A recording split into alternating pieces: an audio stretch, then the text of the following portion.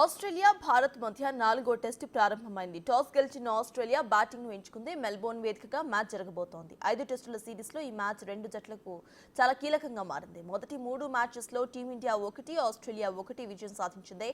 ఇక 1 వర్షం కారణంగా మ్యాచ్ డ్రా అయ్యింది. ప్రస్తుతం 1-1తో ఇరు ఓట్లు కూడా సమానంగా కనిపిస్తున్నాయి. కాబట్టి ఈ మ్యాచ్ రెండు జట్లకు కీలకంగా మారింది. దీంతో గెలుపు కోసం ఇరు జట్లు వ్యూహాత్మకంగా రంగంలోకి దిగాయి. భారత జట్టులో గిల్ స్థానంలో వాషింగ్టన్ సుందరను తీసుకుంది.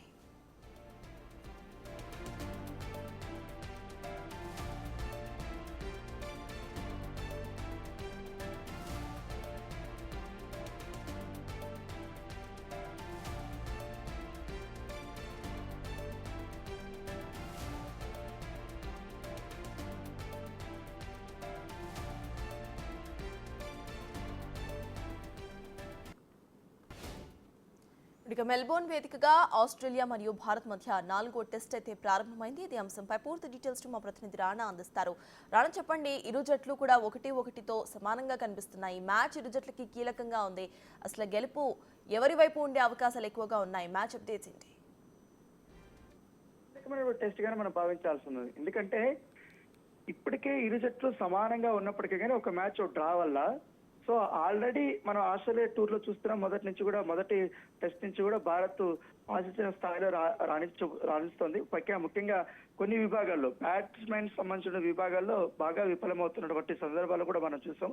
అయినప్పటికీ కూడా బౌలింగ్ విభాగం చాలా అద్భుతంగా రాణిస్తూ ఇవాళ సిరీస్ నే సమం చేసేంత స్టేజ్ తీసుకొచ్చింది. సో ఇవాళ చాలా ఇంపార్టెంట్ అయినటువంటి ఈ టెస్ట్ మ్యాచ్ లో ఆల్రెడీ ఆస్ట్రేలియా బ్యాటింగ్ మొదటగా టాస్ గెలిచి బ్యాటింగ్ ఎంచుకుంది. ఓపెనర్ అద్భుతంగా ఆడి అతను కూడా 50 రన్నులు పరుగులు చేసినటువంటి పరిస్థితి కనపడుతుంది. దాంతోపాటు మరొక ఓపెనర్ కూడా అదే ధీటుగా కూడా అతను రాణిస్తున్నటువంటి నేపథ్యము.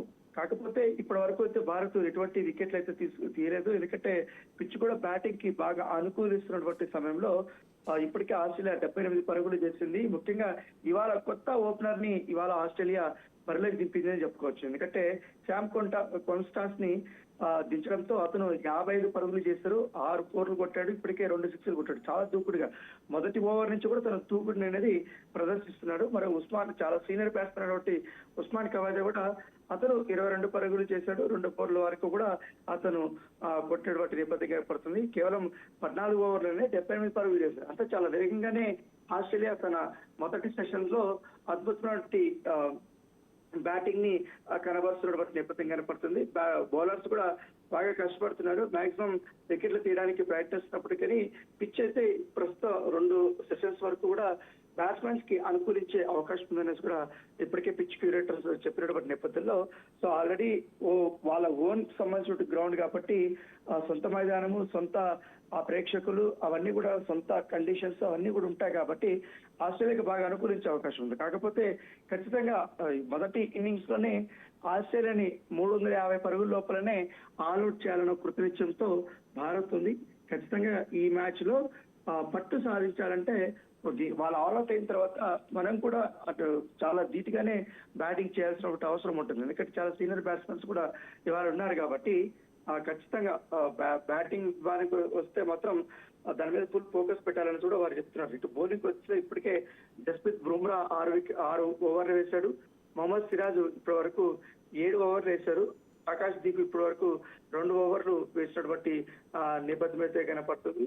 సో ఈ మెల్బోర్న్ క్రికెట్ గ్రౌండ్ అంటేనే చాలా ప్రపంచంలోనే అద్భుతమైన గ్రౌండ్. సో ఈ గ్రౌండ్ లో క్రికెట్ ఆడుతున్నారంటే ఒక ప్రెస్టేజ్ ఇష్యూగా ఉంటుంది ఎవరికైనా కూడా.